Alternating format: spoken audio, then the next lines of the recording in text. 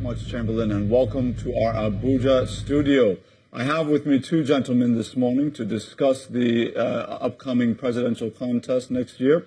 I have Mr. Segun Showunmi, who is the spokesman for the Alhaji ATIKU Abubakar for President campaign, and the spokesperson for the Buhari campaign organization, Mr. Festus Keyamo. You're very welcome to the program, gentlemen. Thank you for inviting us. Thank you for having me. Mr. Showunmi, let me start with you. When you look at the upcoming election, and you know the issues are many, there's so many things going on in the country, so many policies and programs being forwarded by both candidates. Discuss why it is that you believe Alhaji ATIKU Abubakar is the man for this moment in our nation's history. Thank you very much for that beautiful question. From time to time, the beauty of democracy is that if it's termed democracy, people must go back to the electorate, they must review the state of things in their country, and they must try to determine where are they in terms of where they wish to be.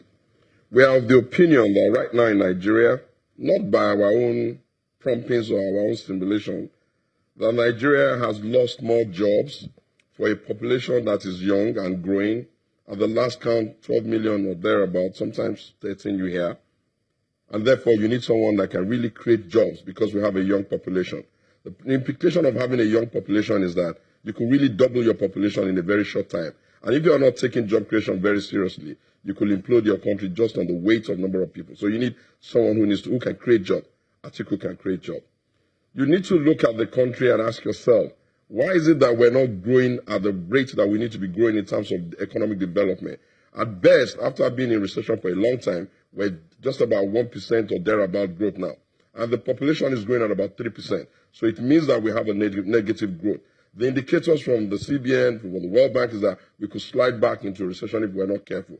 Why is that happening? You need to bring someone into the government who understands how to run government and open it up so that private sector dictates, can then push government, and you can create good opportunity for people for private sector people to come and help you develop the company like you see all over the world. ATIKU is a businessman. He's run a business well. He knows what it takes to partner with private sector. He knows what it takes to bring foreign direct investment in the country. He's done it before and he can do it again. Nigeria is very divided now. We fought a civil war some time ago, and for some reason or the other, we found ourselves in a situation where the country is just divided. We're no longer dealing with just terrorism.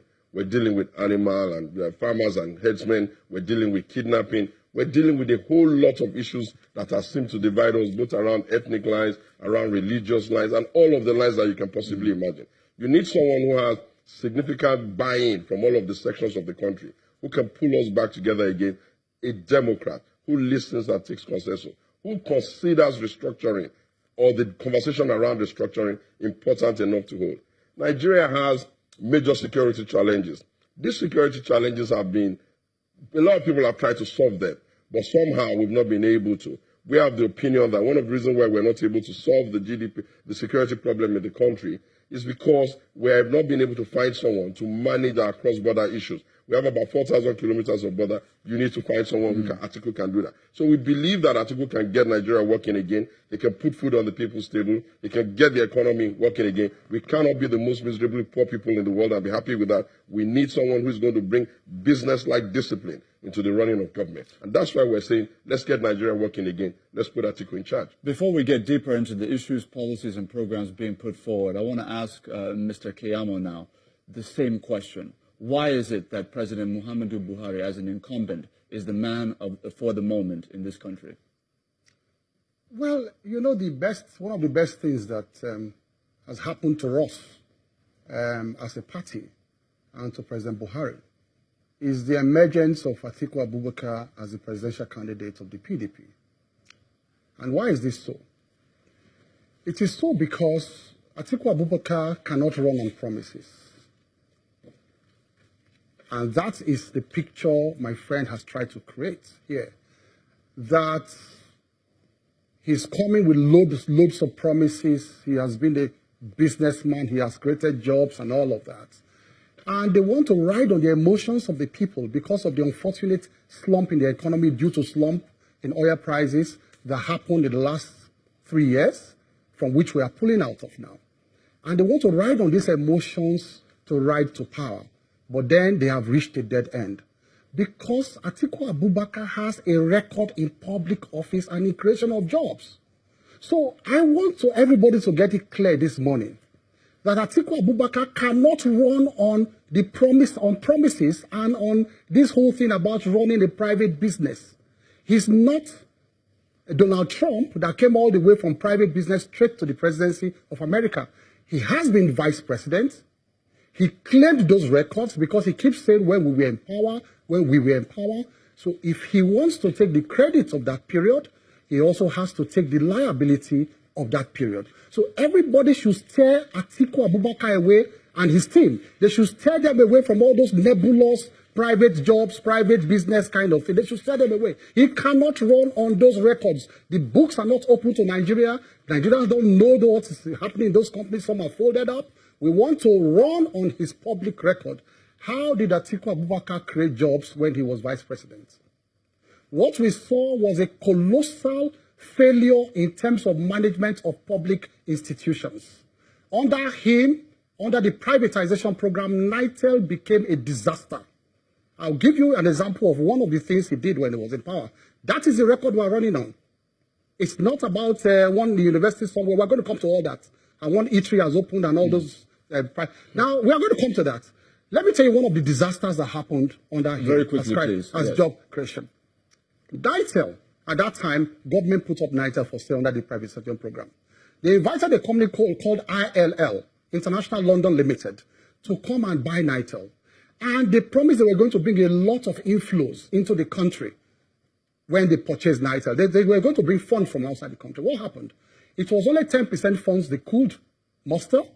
They could not muster the remaining 90% funds. They had to source the funds locally from local banks. And that is what affected First Bank. First Bank almost collapsed with that deal. After some time, they had to cancel that private. People lost their jobs. They were, all these public institutions, they sacked them out of their jobs. Somebody wants to create jobs. And then what happened? They now brought in a company called Pentascope.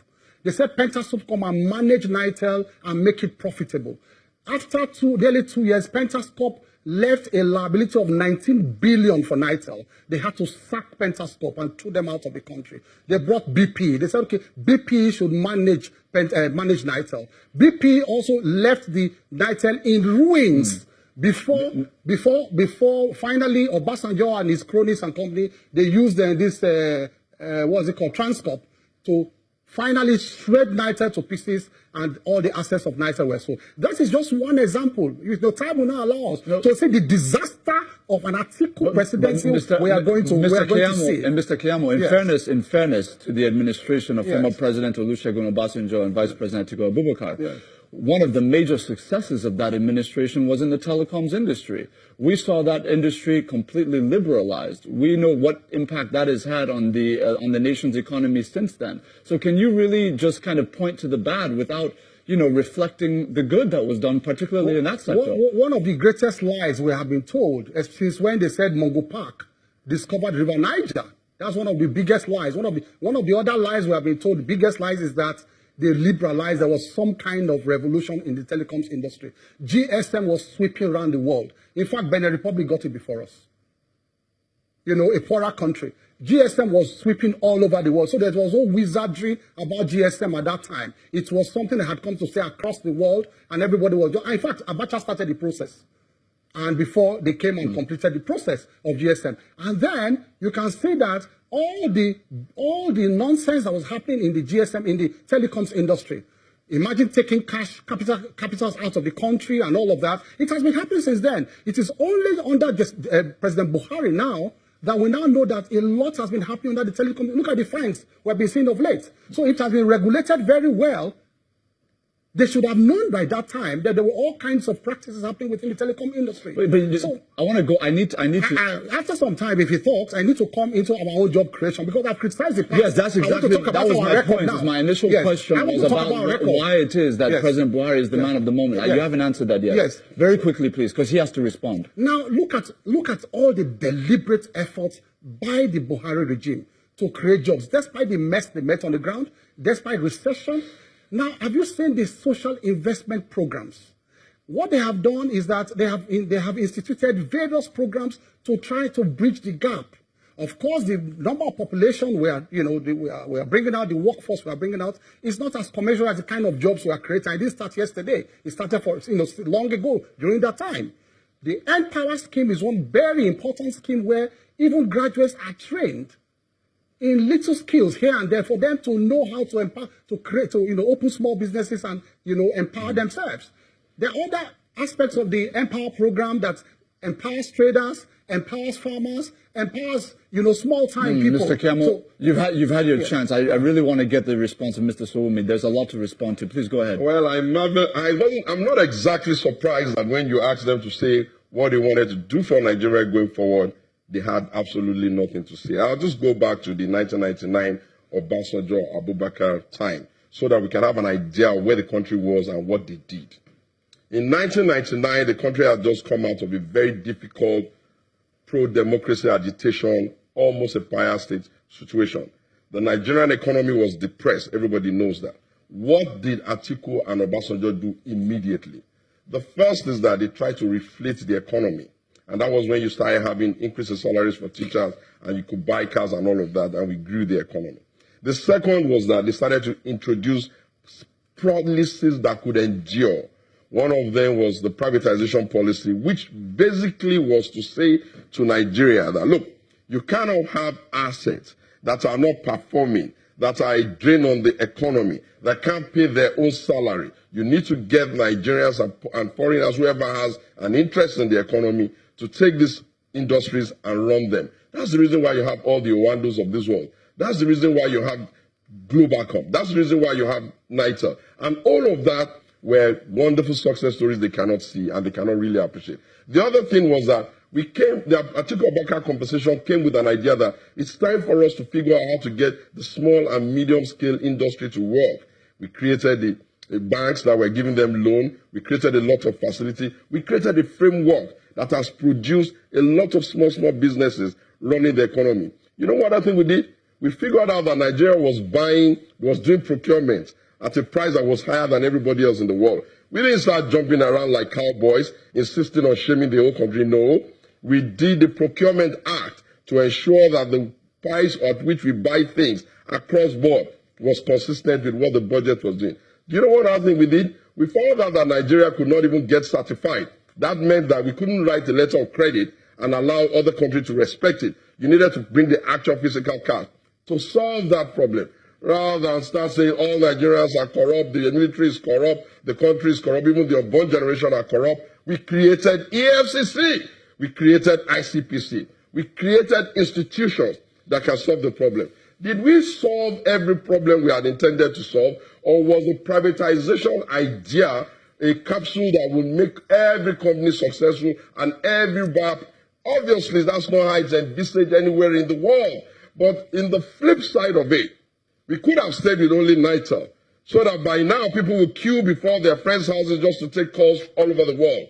You cannot quantify the quantum of growth that has happened in Nigeria just because people now have the ability to communicate. You cannot quantify the amount of financial transaction that takes place in Nigeria now just because under that government again, we were able to start doing electronic money to ensure that there's a bit of financial inclusion. And the icing on the cake was that the economy was growing steadily. And before he comes up with all the caca around the price of oil, the price of oil was very low. It was just in its 20s. And now, right now, whatever argument they're making about fixing the economy is laughable. The economy ran into a slump because of a couple of things under the Buhari-led administration. The first was that it took forever to put ministers. That slowed down the economy. The second is that they had a mishmash of policies. One of them, most critical of them, was they were running an exchange rate that were like 5, and people could just go and do rents they are seeking, and people sit in their sitting room and take the money, and after that, they've not been able to fix it. The third was that they didn't make up their mind whether they wanted to be a socialist economy or they wanted to be a capital liberalized economy. You know why? Because in one breath, they go about the world and say they want foreign direct investment. Then in the next breath, they take their attitude, their draconian attitude, and start slamming multinationals with fine instead of allowing them to come in and let them come and talk about it. And then made worse is their administration has zero integrity. They say one thing in the money, they do another. First, they said that they don't even know the meaning of subsidy. Right now, they can't explain to us who's paying subsidy or who is appropriating it. Then they tell us they're going to do single treasury account, a policy our government started. And now we are finding out that $25 billion is somewhere lost, somewhere in NMPC, all over the place where you turn. All the principal officers of this government are just dipping sleeves. And made totally worse, is that they really have no care for any section of the country. When they are not calling young people lazy, they're telling the women that their position is just in the bedroom, whatever that meant. When they're supposed to be looking for a nation that can be united, they're running a percentage that doesn't even add up in mathematics, 97-5. Worst is that they go all over the world, shaming the whole country, claiming that Nigeria is corrupt, even applauding other nations who call us fantastically corrupt. There is no reason on the earth for us in a democracy not to boot them out because they don't even know what they're doing. They've been running their ministries. You've said I'll give you a second. Please, in 1 second, round up. Yes. What makes them totally incompetent and unacceptable is that in the last 3.5 years, they have not seen anybody in that government. None of their ministers have been due for a change. They've not rejigged their cabinet. How could they have rejigged their cabinet when they don't even know what they're doing themselves? So I wonder what he's talking about. And on ATIKU and his private sector effort and what he has done in government, we'll come to that when we get to the next round. All right, Mr. Showunmi. Now I'm going to give you Mr. Kiyama. Go ahead and respond. Now, you can see that in all of his narration between 1999 and 2007, he conveniently, avoided how they tried to diversify the economy. There was no single plan to diversify the economy. This is about the first government that has made the deliberate plan to run away from the oil sector. The mono economy we run. Have you seen the content of the economic recovery and growth plan that the whole world has applauded? The whole of the European leaders have applauded that this is one of the best programs, economic program you have put on, on ground to pull the country out of poverty and pull it out of recession. It concentrates on expanding the economy beyond the mono economy. And that is why you see today that agriculture is one of the best ever, earner of foreign earnings beyond oil. It is one of the, because you see the statistics. In the first quarter of 2018, we earned 577 billion naira, first ever in history from agricultural produce. Look at the Anchors Borrower program of the Central Bank of Nigeria that gives about loans, about 80 billion naira loans. We give to about 350 small-time farmers, rice farmers, and all kinds of, and then they are all, happy and grow. That is creation of jobs. They avoided that entirely. There was no program like that they had under their government. What we had under the Obasanjo ATIKU government was nothing but sleaze. You can see that he avoided the NITEL issue I talked about. And why NITEL? It was only NITEL. Almost all public institutions folded up under them at that time in the guise of privatization. We don't say privatization is all right. No, he raised many issues. I need to address all the issues. I want you to pinpoint what you're talking about. If you're saying there's so much sleaze in the privatization process, he talked about the success. I just told you about what happened in NITEL. He didn't deny it. I understand. And it was under the watch of Abubakar. I'm asking you about, for example, he lauded banking reforms, what he called banking reforms. What are your thoughts? If there were banking reforms at that time, in fact, I'm even happy he raised that issue.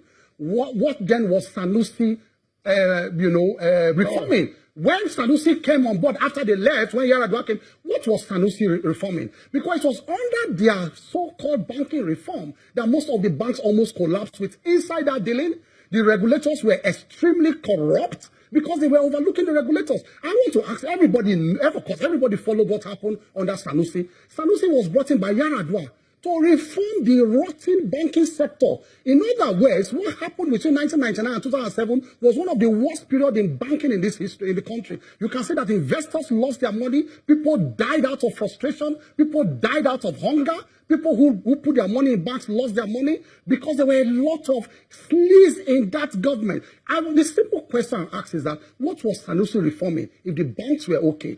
What was Sanusi reforming? It was reforming the rot of that period between 1999 and 2007. Now, he talked about the exchange rate. He talked about multiple exchange rates. And he has not given you, don't forget that these are blank and open statements without filling the blanks. Nigerians must ask them to fill in the blanks. You can't make, multiple exchange rates. How does it, in clear economic terms, how does it affect the economy? Very if you're, good. no, can I finish? If you are saying that, if you are complaining about the abuses of it, because don't forget that there's always been multiple exchange rates, dual exchange rates, even from the time of Abacha. They have not been. Because at times, these exchange rates are brought to checkmate the speculators. It's the speculators. At the time where the dollar was scarce and it was just galloping and the black market operators were just, they needed it to checkmate the speculators from, taking it to to an all-time high. And that is why at the point, the dollar began to crash. The price, the exchange rate began to crash. And from 500 or so that it got to, and it has steady between, 360 or 365. He raised other issues about subs. You see, the point is that I was just about to say he raised a very important issue about the oil subsidy. Yes, because when he raises this issue, I will need more time to fill the blanks. He did not fill the blanks. He talked about subsidy regime, that we are running a subsidy regime that is opaque. What happened under the PDP government, and the difference with what is happening now? What happened under the PDP government was that they were paying for products that did not land at all. That was the subsidy, that was the scam that was happening. It was fraud. The greatest stealing in the history of this country happened under them. And then, what is the evidence of this? You saw the Lawan report, the Senate Lawan report on the squeeze in the oil sector. You also saw the report of the EFCC and the prosecutions going on now till today. And who were those involved in those scams? You saw the former PDP chairman, his son, was charged to court for oil subsidy. All the PDP bigwigs, they were all involved in this subsidy scam. And then you saw that many of them refunded money. So there was a clear case. That does not address why it is that the oil subsidy is going on now. Now I'll tell you what the difference in what is happening now. Because at that time, they were, like I said, they were paying for products that did not land at all. They will tell you that they are block products and that you have to pay them subsidy on those products. They knew, of course, NPC officials knew. Everybody knew that the progress did not come at all. Now, what did Buhari do when he came? He said he wanted to cleanse that industry. He said, first of all, NNPC should take complete charge of importation. At a point, they adapted the capacity of NNPC to do that. But NNPC said, look, I will give you my crude, and I will not do it in exchange value for value like they were doing. You will take my crude, take it, and go and refine it, and bring it for me. Because we have the crude. It didn't make sense that you had a raw product, and you could not convert your raw product to feed your citizens. So NNPC said, look, I'm trying to break it down for ordinary people to understand. So very quickly. Take your crude, go and refine my crude and bring it back. But then the marketers have been brought in only for the premium, because the landing cost, banking cost, and that is the only part of the importation that NNPC is paying for now to private people. Now, under them, they were paying $86 for the premium under PDP, under that regime of fraud. They were paying $86 because it was not subject to competitive bidding. The Buhari said, first of all, that premium should be subject to competitive bidding. Ajuri, and this is where the catch comes in. The moment it was subject to competitive bidding, it came to a negative. They achieved a negative, and the highest was $7. Just imagine the difference between $7 and $86, because everybody was competing. So it dropped from $86 to $7. And we said, look at the nonsense that's been happening. And because of that, because they were able to pay the premium, now we have saved about $3 billion.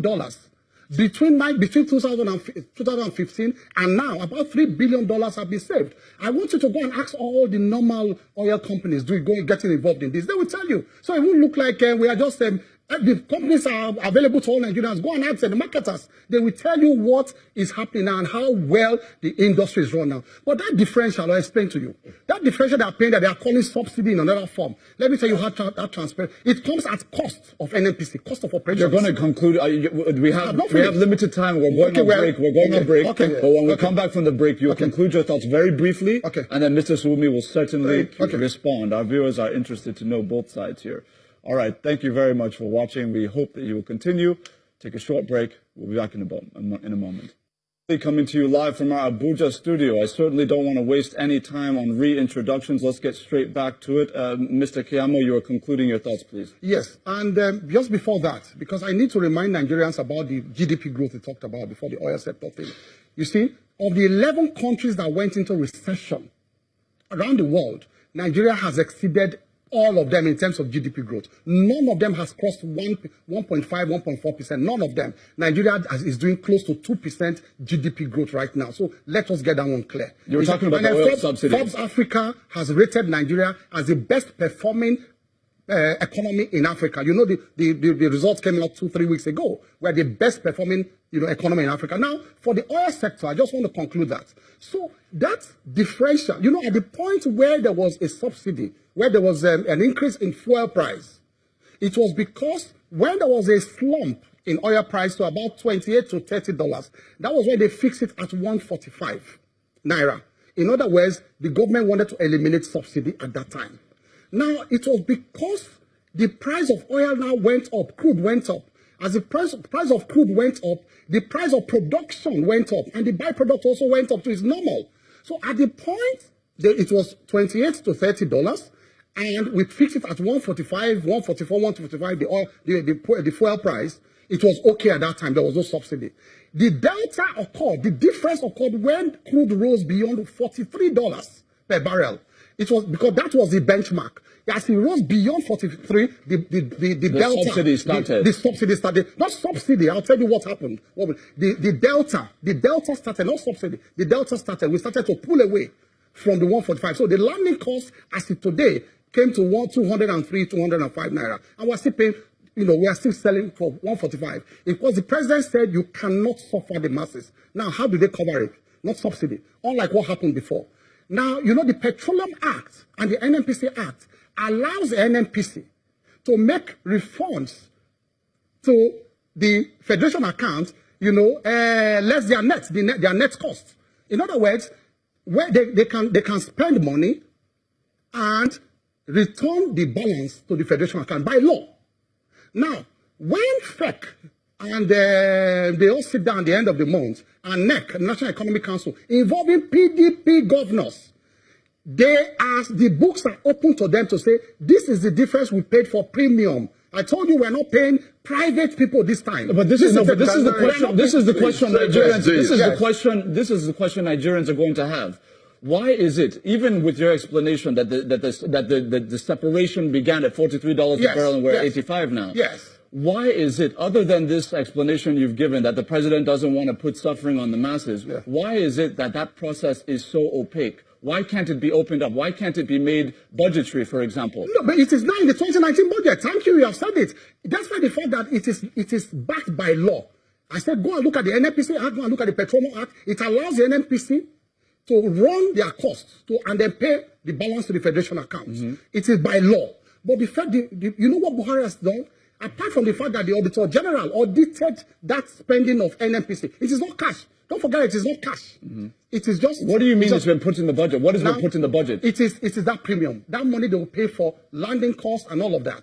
It has been put in the 2019 proposal now, the budget. Because the president, apart from the fact that the National Economic Council and the FEC, every month they look at the spending of NNPC because it affects the various payments to various states. Okay. So they look at the spending. PDP governors, you can see that he can come here and talk, but even the PDP governors cannot raise this issue. Okay, all right. Mr. Showunmi, we have to give him a chance to respond. Yes, you see, there is a very simple adage that says KISS. Keep it simple, stupid. The reason why they use that adjective is that when you start to use too many words to explain a complicated process that is opaque, you know that something untoward is going on. Look, I'll leave him with all he has said. I'll just tell him what we propose to do when ATIKU becomes president. We have seen that continually these NNPC-related issues are always the fat cow of corruption where everybody just goes to make a mess. And we have asked ourselves, America pumps more oil than Nigeria. They don't have an NNPC. Brazil does a lot with its oil. We don't have a Ministry of Petroleum. Therefore, it is time now to figure out how to rework the entire thing around the petrochemical infrastructure of the country such that it can be run with the discipline of a business and we can eliminate the sleaze. All he's saying about subsidy is totally false. We know how much the approved subsidy that was being paid during the last regime up to the Jonathan regime. The monies that they have not gotten appropriation from the House of Assembly and the Senate has ballooned so much to the extent that there are allegations that 25 billion contract was signed down without any due process. And listen, the laws of the country has not given the president the singular right to do as he wish with our spendings and with our budgetary system. That's why we have the parliament. It is the responsibility of a democratic leader to approach the parliament and get those things passed for him. What they have been doing is running the country as though there is one man who has an understanding of all things, including business, when there is no evidence either in his previous engagement or even when he was former president as head of state, or now that he even grabs the simple nuances of how to run an economy. Mr. Showunmi, very quickly, All very, he's very, saying, very quickly, very Yes. quickly, please. I'm sorry to interrupt you. You'll certainly. But you allowed him no, more no. time. There's a reason. There's a reason why, sir. There's a reason why. You'll conclude your thought. It's important that we fact check. Yes. Because when you make an allegation, it's important that I can set be the record fact- straight. if Thank it's you not very correct. much. but check it. If Yes. you now you've mentioned the issue of the $25 billion in the Yes. NNPC.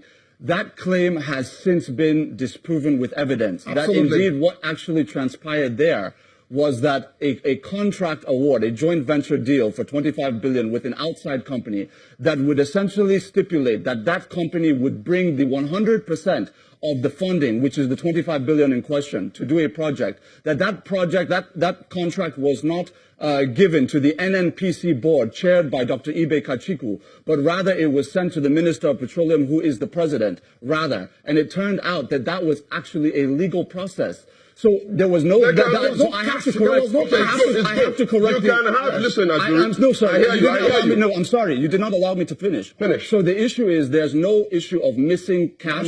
There's no Anyway. missing 25 billion within NNPC. Very important, sir. Please continue. If Kachuku, who is in charge of NNPC, says there are something that is not exactly clear there, until we bring an independent audit, probably when they've been gone, before we'll be able to see the sleeve. same Kachuku came back later to say no. The fact of the matter is that, Yeah, please continue. they're not running the economy well.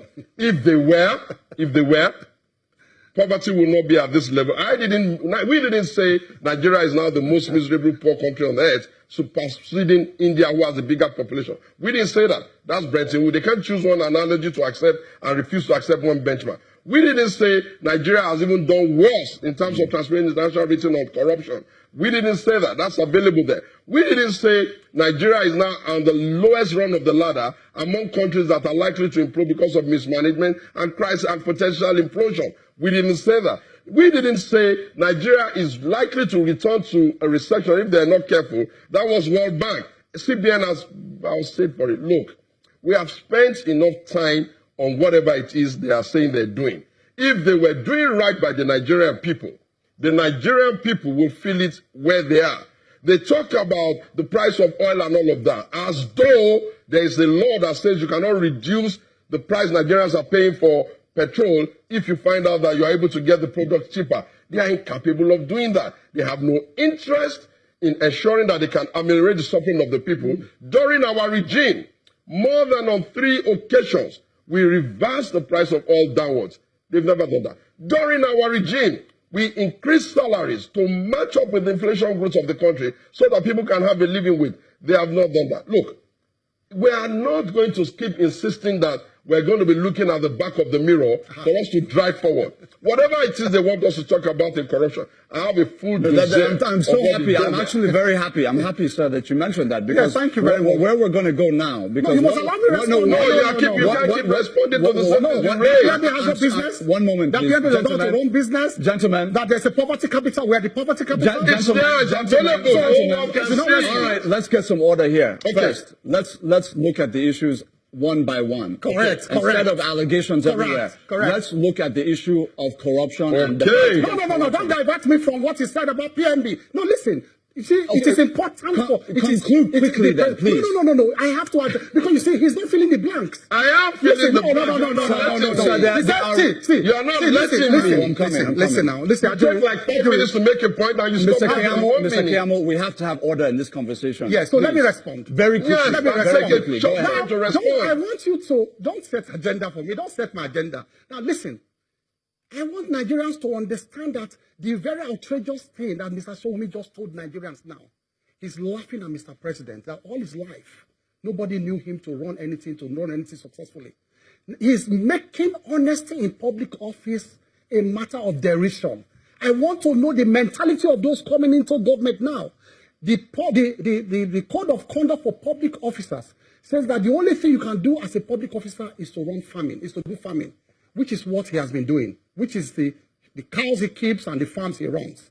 Now, they are laughing. They are laughing at Buhari now that he has been a person complying with the law. And that they are the heroes because throughout their life as public officers, they have been taking money from the public field and running private businesses. No, I must make this point. Nigerians must know that they are laughing at Buhari. They are laughing at him for doing this. Now, let me tell you this. Very quickly. The opponent of the president, all through his life, as a public officer, he had consistently breached the code of conduct for public officers. Consistently. The first thing... Mr. Keyamo, I have to ask you a question about... Yes, I have to know, please. We have to now get into the conversation, really. Yes. Okay. Mr. Keyamo, you clearly have made your side known on this issue. But Mr. Showunmi has made the point that it was indeed the President Olusegun Obasanjo's administration that brought the nation the EFCC, the ICPC, that they essentially brought the tools that President Buhari, boasts of using. Now, in view of that, why is it that you feel that Alhaji ATIKU Abubakar cannot fight corruption? No. You see, it's very simple. In his 4-point agenda for the nation, have you seen it? It's the most laughable thing I've seen. He said jobs, security, economy and all that. The elephant in the room in Africa, the real problem, he ran away from it, anti-corruption. Meanwhile, in our own, hierarchy of things to do, anti-corruption is number one. So the problem in Africa, how can you run the economy without fighting corruption? They brought the EFCC there. I want to tell you that EFCC then was not a creation, was not a special creation by their own standards. Let me tell you what happened at that time. America had its allies all over the world. So it was a standard for that because it's my area. I'm an EFCC prosecutor. I'm a lawyer at the top of my trade. So I will tell you this is my trade. America at that time gave a standard to all their allies around the world and said, you must adopt the Money Laundering Act.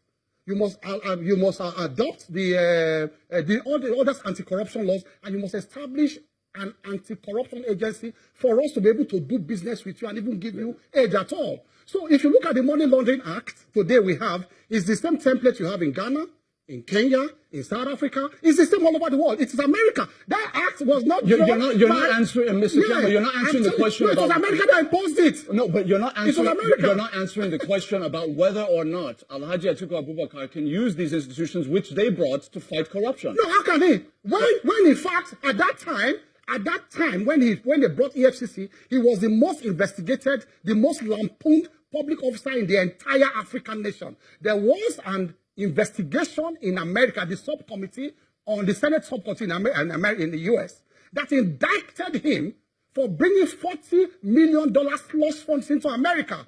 And part of that slush funds, guess what?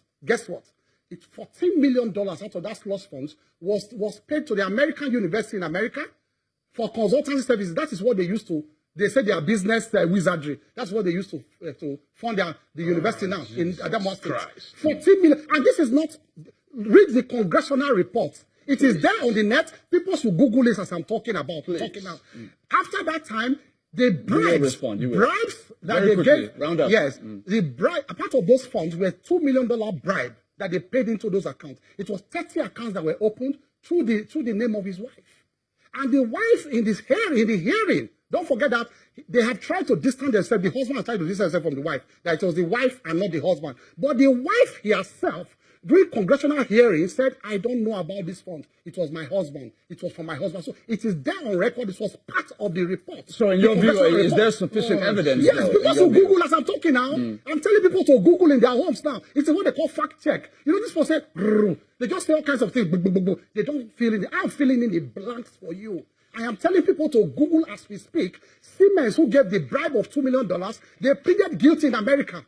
They say, yes, we gave bribe to Atiku Abubakar. They were convicted. ATIKU stayed behind in Nigeria. They refused to come. Then the American government wrote to President Obasanjo and said, please investigate your vice president for us because he's not within our jurisdiction. We cannot investigate him. The EFCC now did a corresponding investigation here that they further found him guilty, not only on that, but on PDTF. PDTF, if you know what happened in PDTF, is one of the worst crimes ever happened to the Nigerian nation. And that's why Obasanjo was forgiving him last week and said the crimes you committed against Nigeria are still there, but I forgive you. And I wonder why Obasanjo I have to give him, Mr. Showunmi needs to respond. I will come to those he needs to respond. Please, Mr. Showunmi, go ahead. Jesus. No, wait. Jesus not this matter. You are just saying things Go ahead. and not allowing the other side to give you their own opinion. Relax. First of all, there is no truth to what he's saying. The congressional hearing he alleges in America that was talking about looking for money and all that, you need to know the foundation of where that was coming from. The world had just engaged or experienced the World Trade Center bombing. And it became necessary by their own patriot law to look at anybody who was doing business or bringing money to America that had anything to do with an Islamic name. They thought at that time that it was for some kind of shady thing. But in actual fact, what they were alleging as monies were his own resources from some of his blue chip companies all over the world that he was pulling into America to pay faculty members to start a private university, American style, to be able to do a turnaround for that area. It's working now.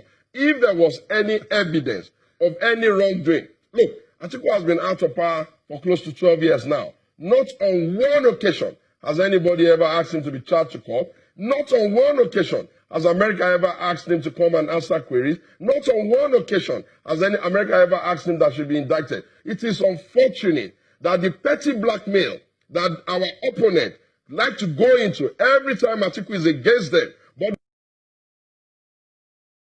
when they left their houses to go and beg him to come and join the APC, he was a saint. He was being blackmailed. He was being maligned. When he was running in 2007, and their then President Minister of Information was his campaign DG, he said on record, it is Lai Mohammed, of course, he said on record that it's unfortunate that nobody has been vilified more than this very hardworking man. You know what the problem is?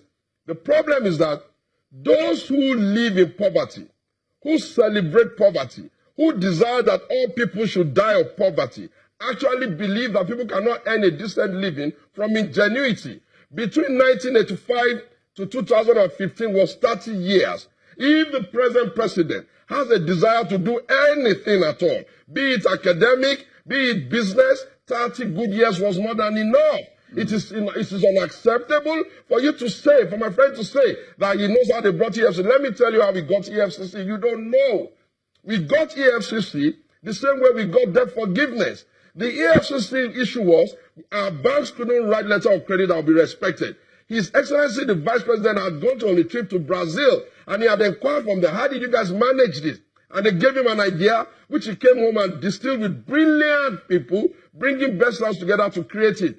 And he then remembered of the existence of a super club called Nuru Ribadu, and insisted that he could. In actual fact, he had to find a way to get the money from National BP to start the organization first before he could meet Bejantri. How did we get their forgiveness? He had gone to the World Bank. On the side of a World Bank meeting, he had been standing with the president of the World Bank, not just taking pictures and just trying to be funny. He had asked him, we have a lot of them. How do we track it? They gave him Ngozi Okonjo-Iweala. Within 2 to 3 years, we exited debt. These people have ballooned the debt of Nigeria. The debt Nigeria owes today now, in the 3 years plus that they are in charge, is a whole lot more than the entire debt in 16 years. We're talking about corruption. This all has to do with corruption. And when we get to corruption, let me reel out some of the things. Let me reel out some of the things that we have. The Magu himself, who is the man fighting corruption, was indicted by the DSS. The same organizations work for themselves. They work for the presidency. Under the presidency, up till now, nothing has been said about his houses. Malami, the man in charge of justice, has found himself, even came in before she left, the good girl before they booted her because she was complaining about the sleaze going on, complained about the professional fees they are taking. The plaza that is called Lego Plaza, that they found $448 million cash, who owns it?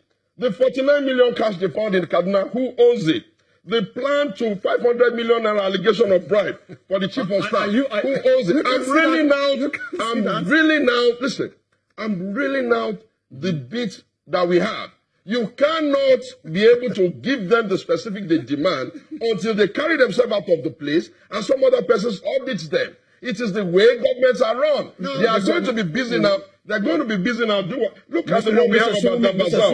Mr. Showunmi, you have said quite a lot. Yes. And No, in a very short time. Yes, please. I'm not the one that is responsible for very I am citing congressional Mr. reports. Keyamo, one moment, I am citing please. congressional report in the One U.S. moment, please. And I've answered you on the congressional Very- report. no, that there is no very quickly. evidence to that. Mr. Why can't you Showunmi, go to the U.S.? You should go now. Excuse me, gentlemen.